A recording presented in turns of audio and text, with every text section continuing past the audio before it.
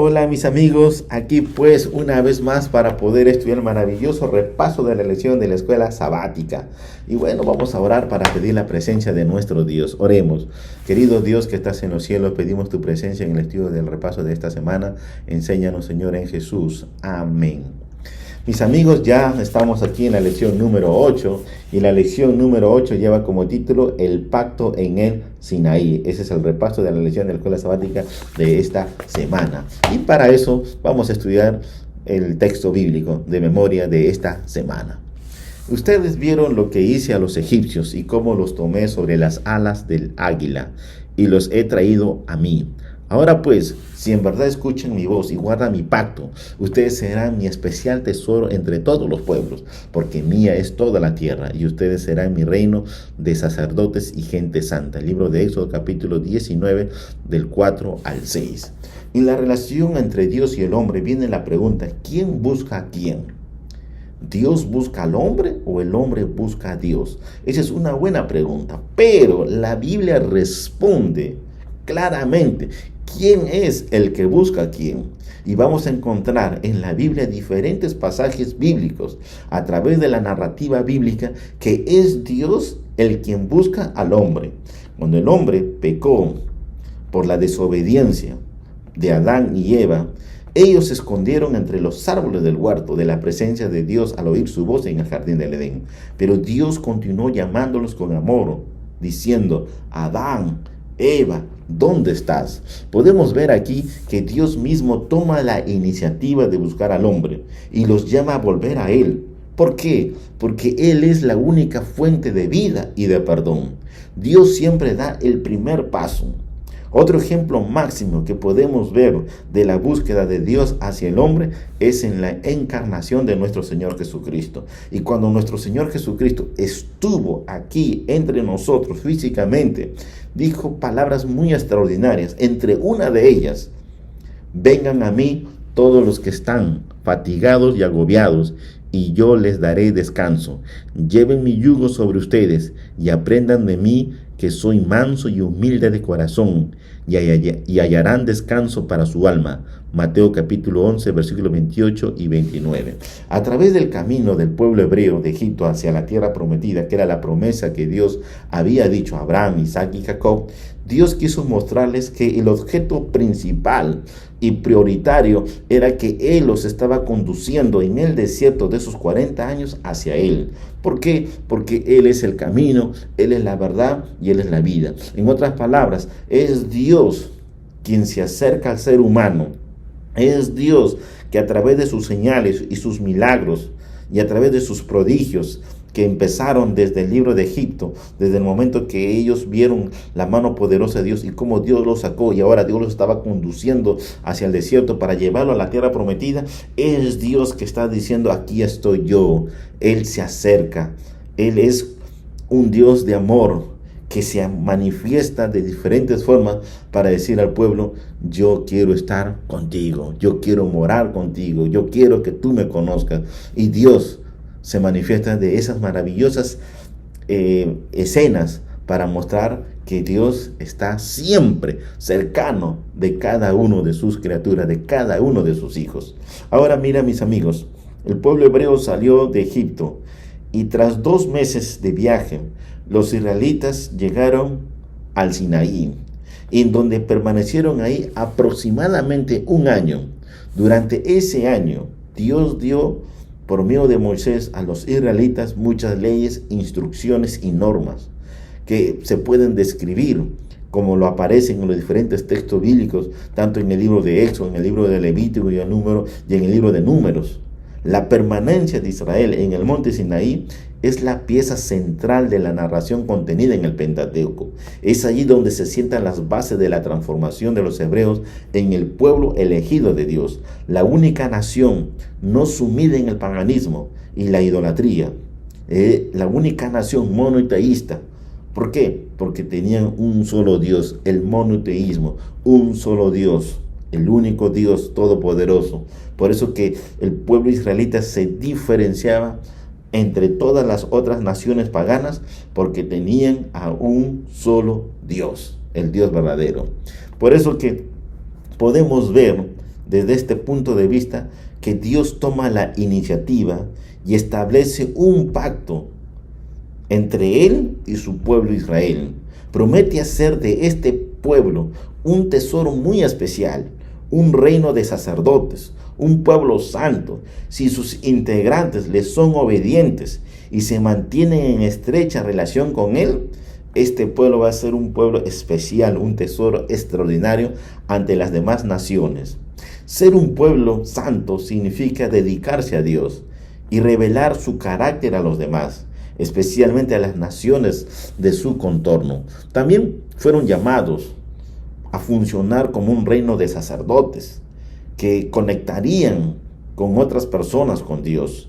Iban a llevar a otras personas a Dios, guiándolas hacia Jesús, hacia Dios, y enseñándoles sus caminos y sus leyes. Ellos debían ser el tesoro especial de Dios, pues el Señor quería que Israel sea un canal para iluminar al mundo del verdadero y el único conocimiento acerca de Él y de su carácter. Este pacto constituyó un establecimiento legal de una relación entre Dios y su pueblo. La fórmula general del pacto, que varía ligeramente en los distintos textos, es: los haré mi pueblo y seré su Dios y estaré con ellos por siempre y para siempre. Dios dio instrucciones específicas acerca de cómo debían prepararse los israelitas para poder entregar la ley, que Dios iba a entregar la ley en el Sinaí. Y con eso Dios haría con ellos un pacto muy especial. Su pureza externa debía reflejar su total dedicación a Dios. Tenían que estar preparados para la espléndida manifestación de su gloria, del Señor, que estaba a punto de ocurrir. Y cuando llegó este evento extraordinario en el Sinaí, vino acompañada, como dice el registro bíblico, truenos y relámpagos, y una espesa nube sobre el monte, y un penetrante sonido de trompeta estremeció a todo el pueblo que estaba en el campamento. Éxodo capítulo 19, versículo 16. Por tal motivo, el decálogo, los 10 mandamientos, es el corazón de la revelación de Dios y de la ética bíblica. Constituye la sustancia y el fundamento de las normas divinas para toda la humanidad. Sus principios son eternos y universales. Una de las más poderosas referencias bíblicas que la ley de Dios es eterna, lo podemos ver en el libro de los Salmos. Las obras de sus manos son verdad y juicio. Fieles son todos sus mandamientos, afirmados eternamente y para siempre, hechos en verdad y en rectitud. Salmos 111, versos 7 y 8. Cuando hablamos de los 10 mandamientos en el Pentateuco, debemos saber que los 10 mandamientos no significan literalmente mandamientos, sino palabras. Escucha esto. Moisés estaba en el Sinaí por 40 días y 40 noches, y ahí sale la voz de Dios, y esto está registrado en Éxodo capítulo 20. Y mira esto en relación a las palabras de Dios. Y habló Dios todas estas palabras diciendo: yo soy Jehová tu Dios que te saqué de la tierra de Egipto, de casa de servidumbre. Éxodo capítulo 20, versículo 1 y 2. Entonces, las 10 palabras de Dios de Éxodo 20 son también las 10 promesas de Dios para con su pueblo, para un tiempo presente, para ellos en ese momento, pero también para un tiempo futuro, para los que han de venir después. O sea, que las 10 palabras o las 10 promesas de Dios son permanentes para todos los habitantes de la tierra. En relación a esto, el Espíritu de Profecía afirma diciendo: los 10 mandamientos son 10 promesas. En cada mandato o precepto que Dios da, hay implícita en dicho mandato una promesa, la más positiva. Además, el Espíritu de Profecía subraya que la voz de Dios procedente del cielo habla al alma en esta promesa: haz esto y no estarás bajo el dominio y la dirección de Satanás. Por lo tanto, mis amigos, los 10 mandamientos deben entenderse como promesas de Dios destinadas a guiarnos por el camino correcto para que Él pueda hacer cosas maravillosas en nuestro favor siempre que le seamos obedientes. Por otra parte, los 10 mandamientos es conocido como el testimonio. es conocido también como palabra del pacto, es conocido también las tablas del pacto. La ley de Dios, la ley moral también es también conocido como los preceptos, los estatutos, los decretos, y también es conocido en el libro de Santiago, en el Nuevo Testamento, como la ley de la libertad. Ahora bien, mis amigos, nota que el decálogo no comienza con las palabras o los 10 promesas, sino con la acción de misericordia de Dios en favor a su pueblo. Y eso se puede ver claramente en los primeros versículos del capítulo 20 del libro del Éxodo. Yo soy el Señor tu Dios, que te saqué de casa de Egipto, de casa de servidumbre. El Señor muestra primeramente su gracia, dando libertad y salvación a Israel. Y solo después que Dios haya revelado, entonces Dios revela su voluntad, y lo hace a través de las 10 palabras o las 10 promesas que deberían ser observados como una expresión de amor y gratitud por lo que Dios ha hecho por ellos, y de cómo Dios los sacó a ellos, y de cómo Dios los libertó, porque el pueblo vio sus maravillas, el pueblo vio sus prodigios. Entonces, en recompensa de todo lo que el pueblo vio, entonces ahora Dios se manifiesta a través de sus 10 promesas para que el pueblo camine con el propósito a lo cual Dios puso en su camino para con ellos. Por eso, mis amigos, debemos de entender que Dios hace eso también con nosotros, porque un día no muy lejano nosotros hemos estado en una situación muy difícil, hemos estado en tinieblas, pero gloria a su nombre, bendito el nombre del Señor Jesucristo, que nos muestra su luz, y hemos aceptado el camino de la luz. Entonces, al mirar lo que Dios hizo en el pasado, lo que vivimos hoy en el presente, en el camino de la luz, debemos de también nosotros poder tener la misma acción de parte de Dios en obediencia por lo que Él ha hecho. ¿Y qué hizo Dios? En medio de todo lo que hemos mencionado hasta ahora, algo muy importante: murió en nuestro lugar. ¿Dónde? En la cruz del Calvario. Y gracias a su maravillosa muerte expiatoria, nos da vida para todo aquel que cree en Él. La palabra clave con la que también se ve en el decálogo es el amor.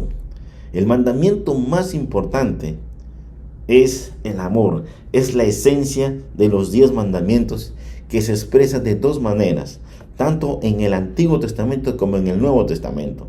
Por lo tanto, el amor a Dios está expresado en el libro de Deuteronomio. Y amarás a Jehová tu Dios de todo tu corazón y de toda tu alma y con todas tus fuerzas. Deuteronomio 6:5. Y el siguiente amor después de Dios es el amor al prójimo, que también está expresado en el Antiguo Testamento, en el libro de Levítico. No te vengarás ni guardarás rencor a los hijos de tu pueblo, sino amarás a tu prójimo como a ti mismo. Yo, Jehová. Levítico capítulo 19, versículo 18. Nunca olvidemos que Dios le dio a Moisés los 10 mandamientos en 2 tablas de piedra escritos con su propio dedo. Por lo tanto, los 10 mandamientos tienen 2 partes muy esenciales. La primera parte, desde el Antiguo Testamento, fue y es el amor. Y la segunda parte, también en el Antiguo Testamento, fue y es el amor al prójimo. Tanto el amor a Dios y el amor al prójimo es el resumen del carácter de la ley de Dios en el proceso y en el anhelo del amor. Por eso que el fundamento de la ley de Dios es el amor. En otras palabras, el amor es la esencia de la ley de Dios. El apóstol Pablo, comprendiendo muy bien el papel importante de la ley de Dios, dijo esto, que el amor es el resumen de la ley, y citó el decálogo: no debáis a nadie nada, sino el amaros unos a otros, porque el que ama al prójimo ha cumplido la ley. Porque no adulterarás, no matarás, no hurtarás, no dirás falso testimonio, no codiciarás, y cualquier otro mandamiento en esta sentencia se resume: amarás a tu prójimo como a ti mismo. El amor no hace mal al prójimo, así que el cumplimiento de la ley es el amor. Libro de Romanos capítulo 13, versículos del 8 al 10. Por consiguiente, el amor es, en efecto, la suma de la ley de Dios, porque Él es un Dios de amor. Por lo tanto, mis amigos, cuando miramos la ley de Dios, debemos comprender que los 4 primeros mandamientos del Decálogo interpretan lo que significa amar a Dios. Esto se encuentra en la primera tabla de la ley de Dios, y en los siguientes 6, que es la segunda tabla de la ley de Dios, la ley interpreta lo que significa amar al prójimo. Esto se encuentra también en la ley. Pero antes que inicie el Decálogo en el libro del Éxodo, capítulo 20, Dios comienza identificándose acerca de Él como el gran yo soy, el yo soy, mostrando a su pueblo que Él es el Dios que lo sacó de la tierra de Egipto, de casa de servidumbre, el único Dios todopoderoso.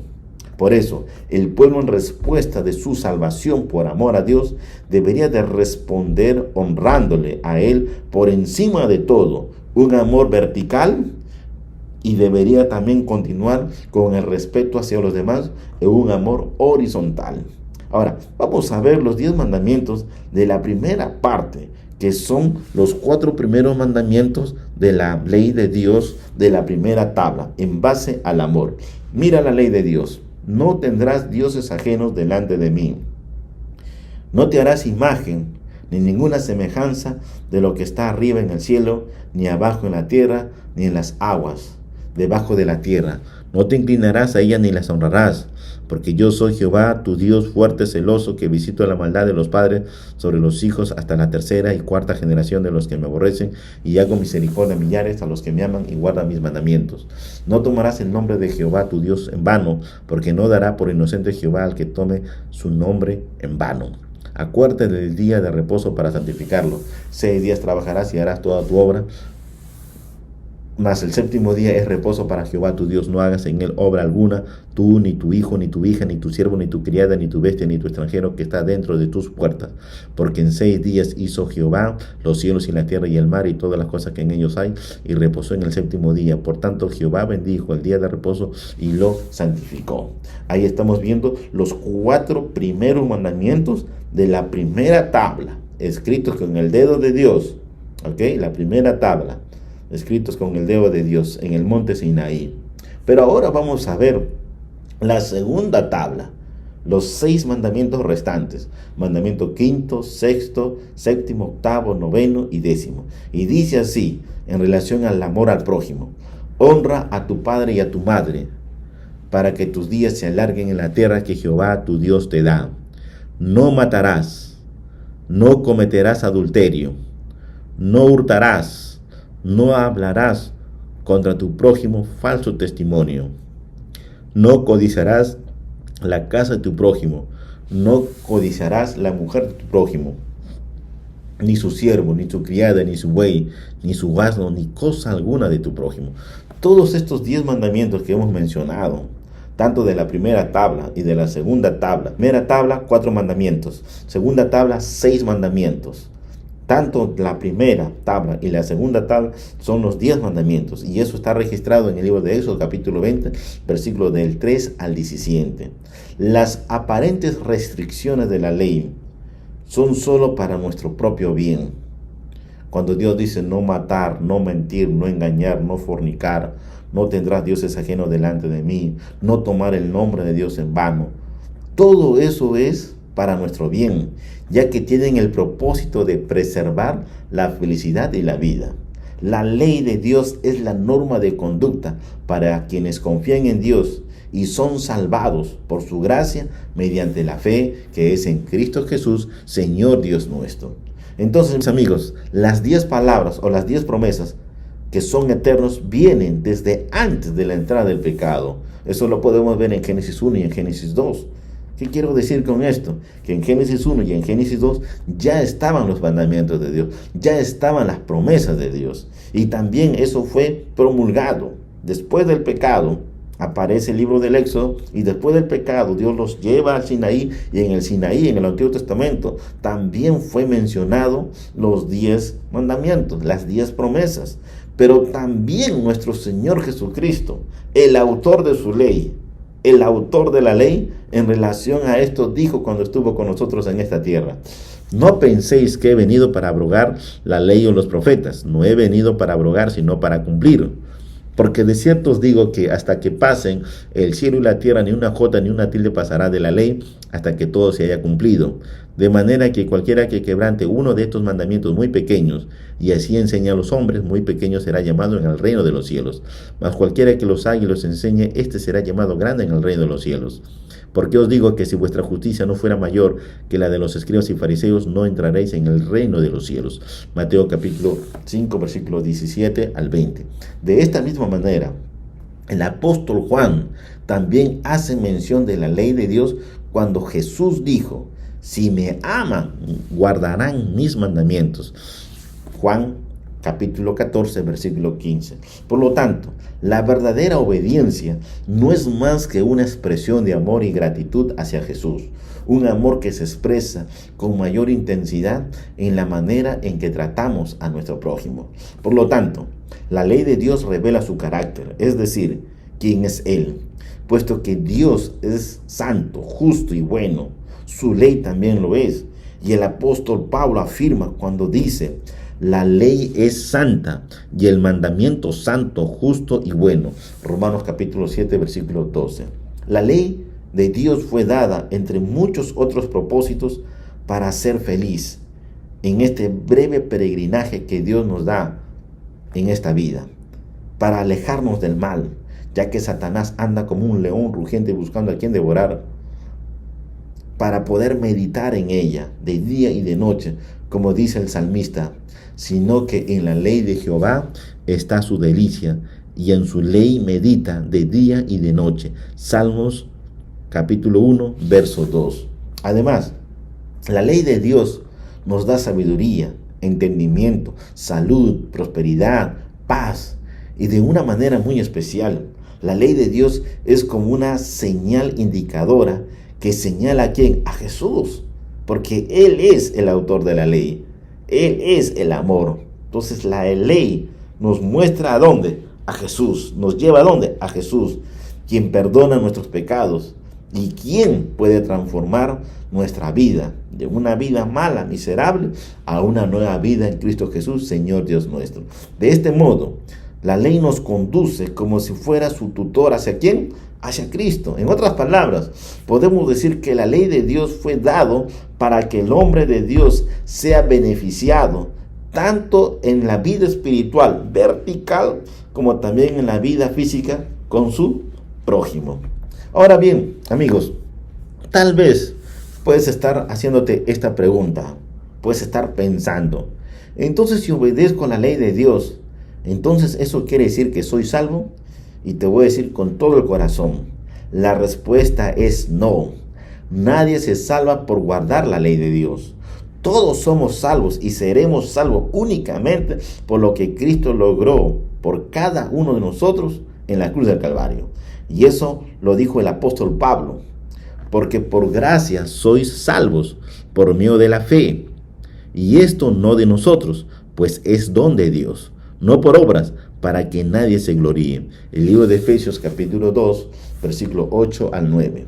Pero también por inspiración divina, como profeta de Dios, el apóstol Pablo dijo: ¿qué pues? ¿Pecaremos porque no estamos bajo la ley, sino bajo la gracia? En ninguna manera. Romanos capítulo 6, versículo 15. Entonces, mis amigos, no somos salvos por obras, sino por gracia. Pero entonces anulamos la ley de Dios, que son los 10 mandamientos. Y el apóstol Pablo dice que de ninguna manera. Por consiguiente, la función de la ley no es enseñarnos a obtener la salvación mediante su observancia. Es decir, no debemos guardar la ley de Dios para salvarnos, sino porque ya hemos aceptado la salvación que hemos recibido del autor de la vida. ¿Quién? Nuestro Señor Jesucristo. Entonces, la ley no es algo especial, pero la ley no es la fuente de la vida eterna, sino es el medio por el que se manifiesta y se muestra el conocimiento de la verdad que hemos recibido de parte de Dios. Si obedecemos a Dios, lo que Él nos pide por amor, entonces el resultado de la obediencia es la obra del Espíritu Santo obrando en cada uno de nosotros. Por eso, mis amigos, debemos ser guiados por el Espíritu Santo para ver lo que la ley nos señala y a través de ello conocer cuál es la buena voluntad de Dios para con nosotros. Escucha este ejemplo. Un espejo puede revelar defectos de cómo está nuestro rostro, pero no puede hacer que desaparezcan las cosas que están en nuestro rostro. Por lo cual, el espejo señala los problemas de nuestro cuerpo físico, pero no ofrece ninguna solución para ellos. Entonces, es deber de cada uno de nosotros todos los días saber cómo está nuestro rostro antes de salir a la calle para nuestras actividades. Al mirarnos al espejo, nos vamos a limpiar con agua y jabón. Y si hay algo que el agua y jabón no puede hacer, entonces vamos al médico. Lo mismo ocurre con la ley de Dios. La ley de Dios es como un espejo.